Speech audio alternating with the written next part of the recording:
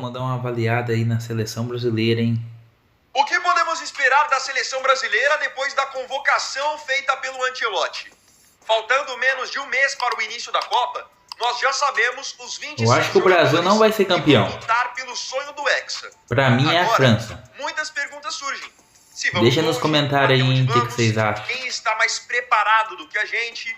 Eu sou o Vini Weiner e nesse vídeo vamos falar exatamente sobre isso. O que eu espero, quais são as minhas expectativas sobre a seleção brasileira para essa Copa do Mundo. Já curte e compartilha esse vídeo e deixa o comentário. Avaliação da convocação. Para quem não viu, ontem eu soltei um vídeo aqui no canal analisando nome por nome, comentando nome por nome da convocação do Ancelotti. Se você ainda não conferiu esse vídeo, vou deixar um card aqui em cima para você ver eu falando detalhadamente sobre cada um dos 26 escolhidos. Aqui, como é algo mais geral, mais de expectativa, eu vou passar um resumo. A lista do Ancelotti eu achei uma boa lista. É um time competitivo, achei que ele convocou ótimos jogadores em várias posições. Eu tenho alguns questionamentos? Claro que tem. Ele acertou alguns. Também. Mas e aquele famoso discurso também. Alguns bons ele deixou de fora. Nenhuma convocação vai conseguir agradar todo mundo. Todo mundo vai ter sempre alguma opinião diferente. Alguma coisinha que mudaria. Com essa convocação do Ancelotti, a minha opinião é que tinha que contratar o Pedro. Mas a base, eu acho que a base que ele convocou foi ótima.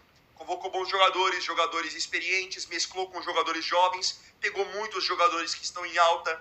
Isso pensando na Copa, eu acho que é uma boa. Eu achei que nós ficamos com uma defesa boa, principalmente a zaga. Não, defesa boa. Tá boa. Meio campo bom. Só podemos levar gol. Mais um jogador para o setor. Acho que 5 jogadores é um número pequeno, um número baixo.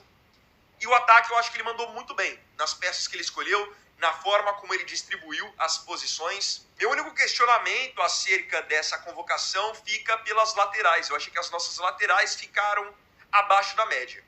Nós ficamos com o Wesley para lateral direita, o Ibanez ali como outra opção, o Danilo do Flamengo também. Para lateral esquerda ficamos com o Alexandro e com agora o Alexandro mais ou menos. Então quando a gente compara com outras seleções pelo mundo, por exemplo, a gente vê que as nossas laterais estão um pouquinho abaixo. Agora, no restante, eu acho que nós estamos num nível legal, principalmente no ataque. O nosso ataque é tranquilamente um dos melhores do mundo. Vamos ver se esse ataque vai funcionar, hein? Como parte da avaliação da convocação, eu acho que foi muito positivo algumas novidades que o Ancelotti promoveu. Como o Danilo, no meu campo, que é um cara que tinha ido bem na data FIFA de março, agarrou a oportunidade, tem jogado muito bem no Botafogo. No ataque, principalmente, eu gostei de 3 nomes. Gostei do Neymar voltando, que é um cara que eu já tinha falado pra vocês que eu levaria.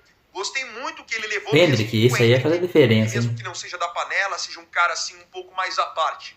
Ele joga muita bola, ele tem muita personalidade, muita estrela, vai ajudar durante a Copa. E gostei também da presença do Ryan, que entrou bem como surpresa, não tinha muita vivência de seleção, tinha sido convocado só na última data FIFA e é bom jogador, vive um grande momento também. Então acho que esses fatores novos, essas novidades, trazem a torcida mais para perto também. Maior desafio da Copa. Eu enxergo que o Brasil vai para a Copa do Mundo com um time forte. Um time que naturalmente o Brasil é um dos favoritos, né? Pelos adversários. Se você perguntar para qualquer estrangeiro se ele acha que o Brasil é um dos favoritos para a Copa, pode ter certeza que ele vai responder que sim. Afinal, quando a gente olha para o time do Brasil, a gente vê Marquinhos, finalista da Liga dos Campeões com o PSG. Gabriel Magalhães, finalista da Liga dos Campeões com o Arsenal. Alisson, um dos melhores goleiros do mundo. Pra mim o Brasil tá forte, né? Tem um Ancelotti, né, cara? Você olha pro Casemiro, dispensa comentários. O Ancelotti é ganhador de títulos. E o nível que ele jogou nessa temporada no Manchester United. Você vai pro ataque, você pega Hendrick, um dos jogadores mais promissores do mundo. Não à toa comprado pelo Real Madrid. Vini Júnior, toda a temporada, esse tem que jogar. Do Real Madrid. Rafinha, toda a temporada, um dos pilares do Barcelona. Neymar, um jogador que é mundialmente respeitado. Também tem que jogar bola. Então, todos esses jogadores, eles fazem com que quem está de fora veja o Brasil como uma seleção muito forte. E nós temos, de fato, bons jogadores e um excelente treinador. Então, tudo isso, naturalmente, coloca o Brasil na briga. Só que aquilo, o trabalho do Ancelotti, ele é um trabalho ainda muito precoce, muito inicial. Por quê? Ele tem 1 ano só à frente da seleção brasileira. Não dá pra gente cobrar que o Brasil vai chegar na Copa do Mundo redondinho. Se o Brasil não ganhar a Copa do Mundo, por isso que eu sempre bato Neymar vai ser cobrado. O Brasil não está no mesmo patamar, por exemplo, da Argentina. Porque a Argentina tem um bom time também, assim como o Brasil tem um Argentina, bom time, Portugal. mas a Argentina vem com o mesmo treinador há 4 anos, 5 anos. É o treinador que foi campeão do mundo em 22. A base deles está mantida. Então é um trabalho muito mais sólido. Quando a gente olha para uma Espanha, você tem ali vários jogadores que já jogavam A juntos na Espanha base. chega forte E o também. treinador está trabalhando com eles também há 5, 6 anos. Isso faz a diferença. Você tem um time mais sólido. Você tem movimentos muito melhor coordenados. Você pega uma França e até covardia comparar com o Brasil.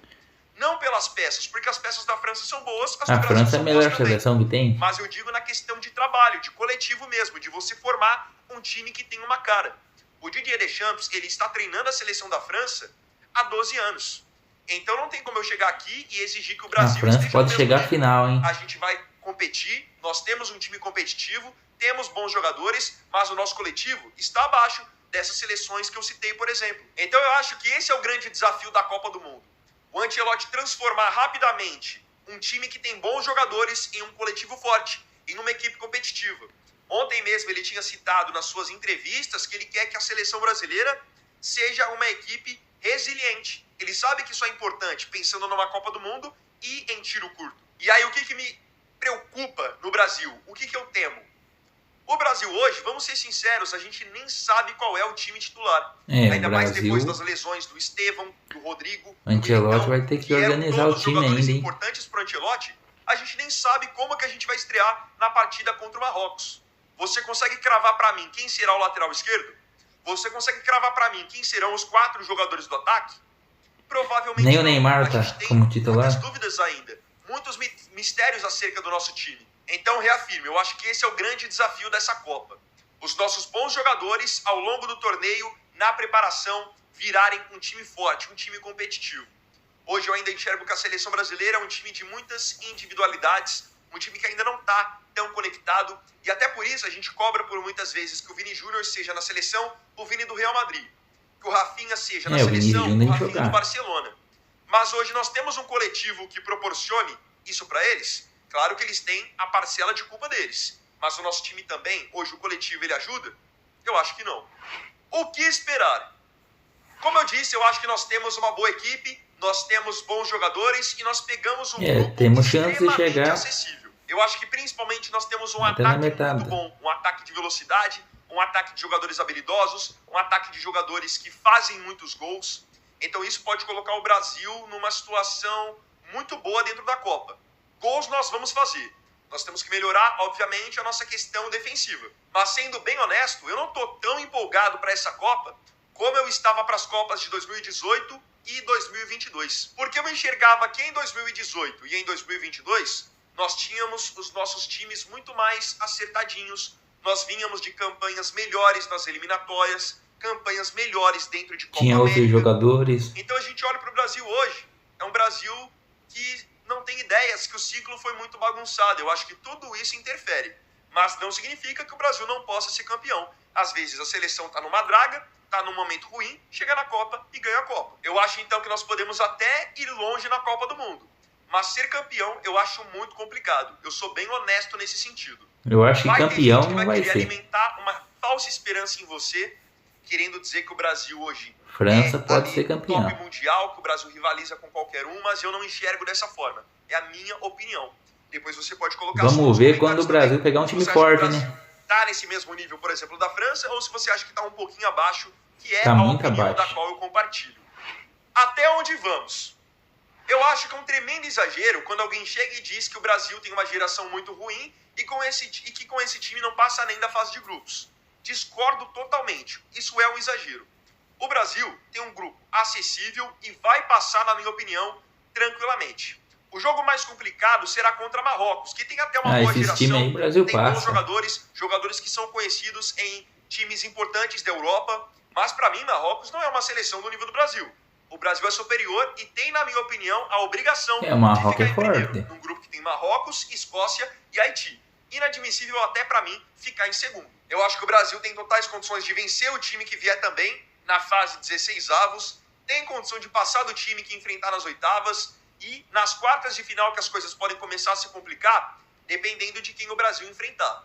Se o Brasil enfrentar uma das seleções que eu considero ali uma das tops para a Copa do Mundo, pode ser que o Brasil fique pelo caminho. Em quartas de final, em semifinal. Isso caso enfrente França, enfrente Portugal, Argentina, temos que levar sorte. Espanha, aí pode acabar caindo fora. Mas se não for para seleções desse bolo, eu acho que o Brasil pode passar sim. Justamente porque tem bons jogadores. E eu preciso ser bem sincero, eu acho até que se o Brasil chegar numa semifinal, a gente já pode considerar como uma boa campanha. É que eu sei que para muita gente, time, se o Brasil não ganha a Copa, é um fracasso. Mas tendo em vista a bagunça que foi nosso ciclo, o tempo de trabalho do nosso treinador e várias carências que nós temos no nosso time, o Brasil chegar à semifinal já é lucro. Animador pensando na outra Copa. Porque o Ancelotti, ele tem agora um contrato pensando na outra Copa do Mundo, onde ele vai ter muito mais tempo para definir um time, trabalhar as peças, testar jogadores. Então, chegar de repente numa semifinal já é algo muito animador. Claro que eu vou torcer para que a seleção seja campeã, chegue na final, jogue um bom futebol, mas com o que eu tenho visto, em comparação também com as outras seleções, eu não tô tão animado quanto eu estava nas últimas duas Copas. Nas últimas duas Copas eu enxergava que na Rússia e no Catar nós éramos favoritaços. Agora eu quero saber a sua opinião aqui nos comentários. Deixa nos comentários de colocar aí. Amanhã, meio-dia, eu estarei de volta para mais um conteúdo no canal para falar sobre a seleção de Portugal. Fiquem ligados porque a máquina não pode parar. Quanto a esse vídeo, se tiver gostado, curte, deixe seu like, se inscreva e compartilhe. Então é isso, galera. Tamo junto, até amanhã e até o próximo vídeo. Fiquem todos com Deus. Vini Vayer aqui, valeu, falou e